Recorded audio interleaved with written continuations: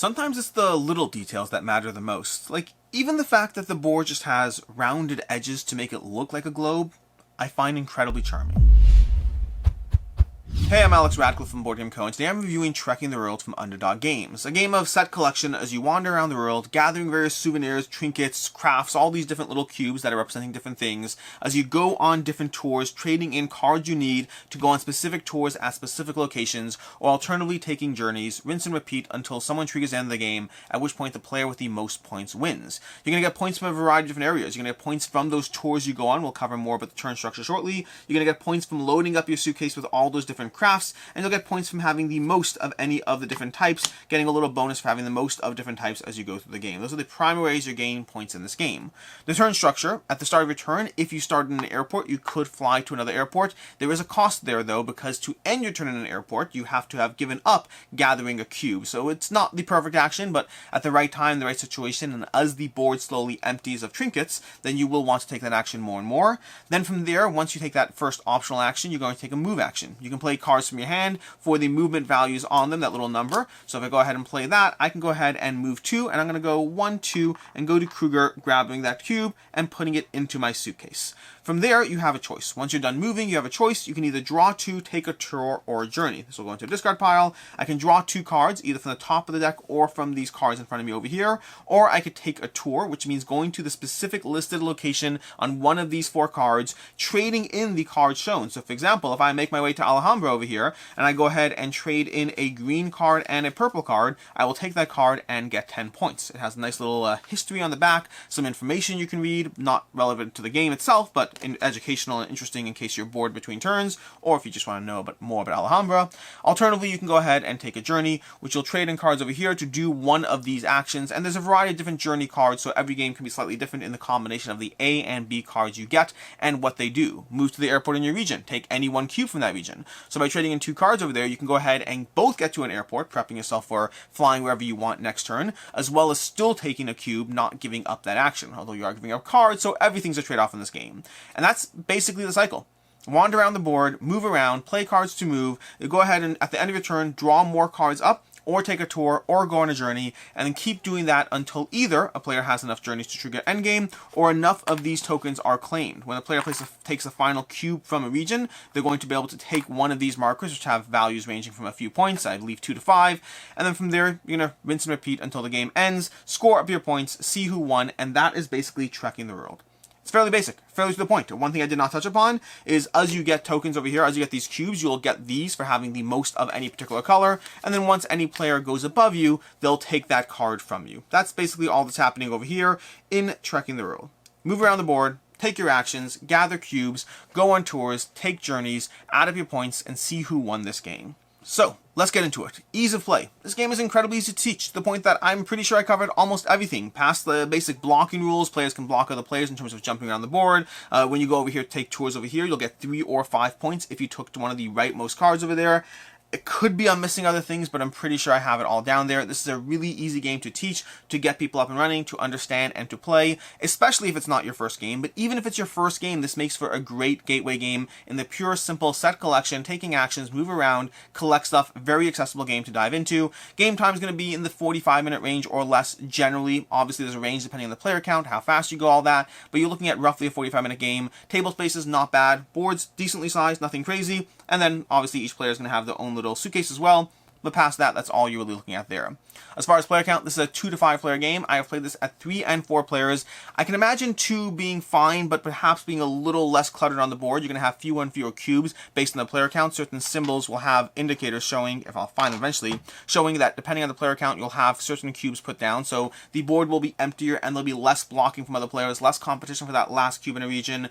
For me, 3 and 4 were both solid, good player counts. 5, I imagine, will be fine as well. Technically, you're adding more downtime, but the game is so fast moving, plus, of course, as I mentioned, there are those cards you can read along the way, that I don't imagine 5 would be a problem. I think 3 and 4 would still be my preferred player counts, but having not played 2 and 5, I'm only just guessing there. As far as what I like, don't like, and can see others not liking, The accessibility of this game is off the chart. This is a solid gateway game in terms of just how easy it is to learn, to teach, and to dive into. This is a great, simple, compelling, very bright, very pretty, has a whole bunch of history on the back of the cards. This is the classic, what I think of when I think of a good, accessible gateway game. There's enough decision space here to be a good introduction to what games can bring. There's enough decision space to be compelling, to keep myself invested in the space. Do I want to grab more specific souvenirs to try to get these larger and larger bonuses as I go up those tracks? Do I want to focus on specifically just getting the most of any one kind, or do I want to focus heavily on the tours? And then those journeys throw in a little bit of a mix as far as just different things you can do on the turn. The small degree of blocking and planning, of trying to think through how can I get the last cube in a region so that I get the bonus points. Obviously, I don't want to take the second last cube because that's setting you up to get the bonus points. So there's a bit of tactical maneuvering, a little bit of blocking, nothing crazy, not enough to be frustrating, but enough to actually have that drop of an edge, especially as you wind your way down towards the map, having less and less of either cubes in general or of a specific color. Trying to compete with somebody because you have the most white souvenirs compared to them and they're about to get ahead of you and you taking the last one from the board, locking them out completely. There are small little competitive moves that are not cutthroat so much as a drop in your way, while overall remaining incredibly accessible at what it's doing. So overall, this is just a solid gateway game in terms of the general implementation of everything they've wrapped into this puzzle. As far as what I don't like about the game, there's nothing I inherently don't like, although going to that gateway aspect, this is very much a gateway experience. This is not the kind of game that I personally am pulling out and playing because I want to table. It's the kind of game I'm pulling out because I want to introduce you to the game. And so this is not my main genre or preferred type of game because of how light it is. At the same time, I understand and respect exactly what it's doing. I think it does a great job at doing that. So it's not that there's anything here I don't like, it's just that this is a lighter game than my personal preferred genre. As far as I can see others not liking, there's luck in some of the elements, although I don't think that's inappropriate given the gateway style of game that it's trying to be. There's luck in the card draw of the cards you get. There's luck in these as they come out, as the tours come out, and how they might be relevant. A tour might pop out that's exactly where you are right next to, and you have the right cards, or it might not. The fact that you might be next to Alhambra and be able to get those extra 3 bonus points just based on the way the cards came out in the game. There's a small degree of luck in the game that, again, I don't think is inappropriate for the genre it's in, just understand that that's present. And then also being blocked by others. That small amount of in-your-faceness that this game has, and it is a very small amount, might still be more than what you're looking for. You will have times where a player does take that last cube that you needed. They stop you from getting your full set over here. They stop you from competing with this. That they take the last cube in a region. That they block you from moving from one location to another. There's small amounts of not only take that, small amounts of tactical maneuvering that can wind up with you taken away from somebody else's ability to do an action. Again, I think it is minimal, and I think it's entirely appropriate, and I think it spices up the game just a notch, but if you don't like that, then you don't like that.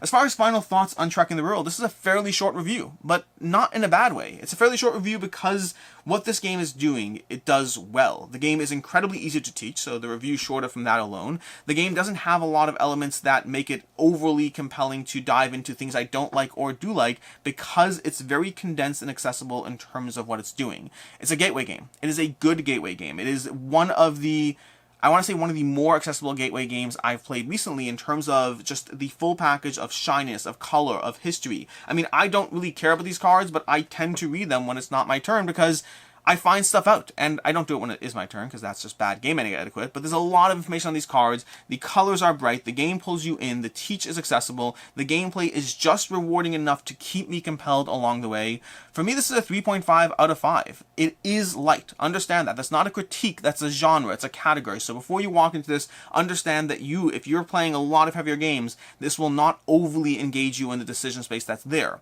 That said, there is decision space there, so if you are someone who plays a lot of games, there's still enough to keep you involved as you are introducing this to family members, friends, whoever. And alternatively, if you're someone who's just looking for a good gateway game into the hobby, this is a solid, accessible one that I do recommend.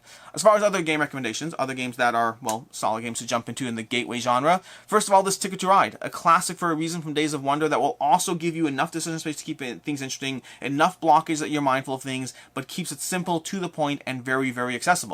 And then there's Parks from Keymaster Games that gives you that same gateway getaway charm that these games give you, but with a little bit of an edge. Again, Parks is a great game to level up into once you're moving out of some of these games, or if you're enjoying Trekking the World, if you're enjoying Ticket to Ride, then Parks is a great next step game because it allows you to enjoy all the accessibility, all the charm, while starting to add a touch more of competitiveness, of in-your-face, of blocking that can escalate the decision space involved. Until next time, I'm Alex Radcliffe from Board Game Co. I hope you enjoyed this video, and as always, have a good one.